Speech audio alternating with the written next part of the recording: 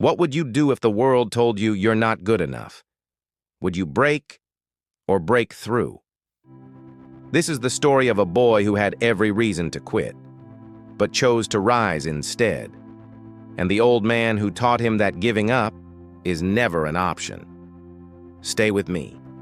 This might just change the way you see your own journey. In a dusty little village nestled between silent hills and forgotten trails lived a boy named Aaron. At 14, Aaron wasn't the strongest, the smartest, or the most talented, but he had one thing most others didn't: a spark that refused to go out.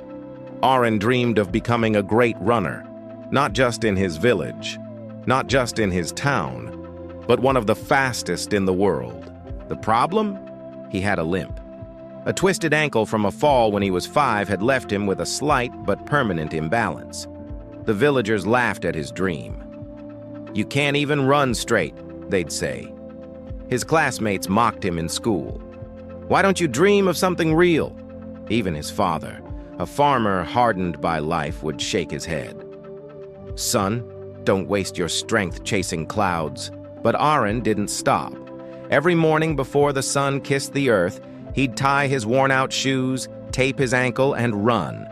Not far, not fast, but every single day. One evening, after a particularly long run that ended with him collapsing near an old banyan tree, a voice crept through the silence. "You run like someone being chased by their past," it said. Aaron looked up, startled. Sitting under the tree was an old man with silver hair and piercing eyes.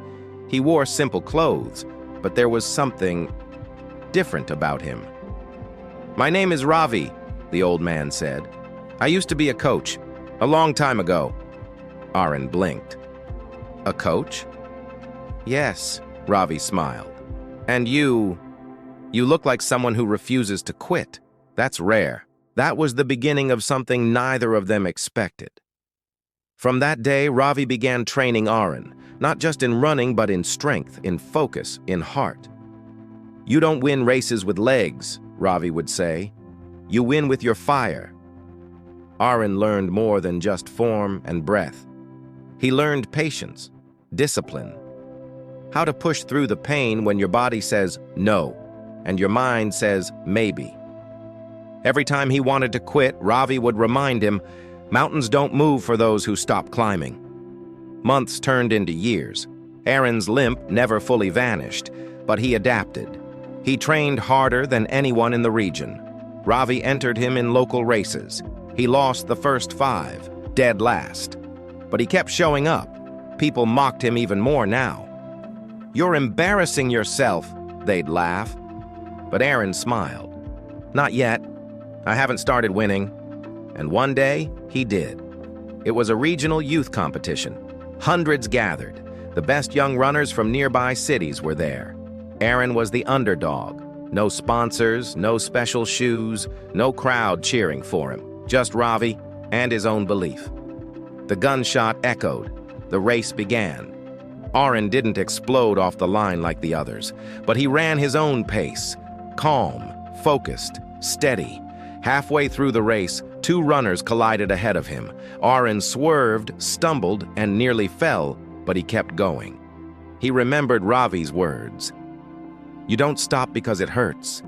You stop when it's done." He pushed harder. In the final stretch, with his legs screaming and lungs burning, Aaron found something deep inside, a flame that had never gone out. He surged forward, passing runner after runner. He didn't win that day. He came 3rd. But the silence of the crowd broke. First with murmurs, then applause. Not for a medal, but for the boy who was never supposed to be there. Reporters came. Sponsors called. The same people who once laughed were now asking for pictures. But Aaron didn't let it go to his head. He just kept running. Years later, Aaron qualified for the national championship. He wasn't the fastest, but he was the most consistent. By now, he had grown tall, lean, and unshakably focused. His limp was barely noticeable, but the journey behind it was unforgettable. Before the biggest race of his life, Aaron sat with Ravi under the old banyan tree one last time. "You know, Aaron said. I never asked. Why did you train me? Ravi looked at him, eyes filled with quiet pride. Because once, I was just like you, and someone believed in me when no one else did. I just passed the flame. Aaron nodded, holding back emotion. Thank you for never giving up on me. No, Ravi replied. You're the one who never gave up. That's why you're here. The world will doubt you. Life will test you. And sometimes even your own reflection will whisper, maybe it's time to quit. But remember Aaron.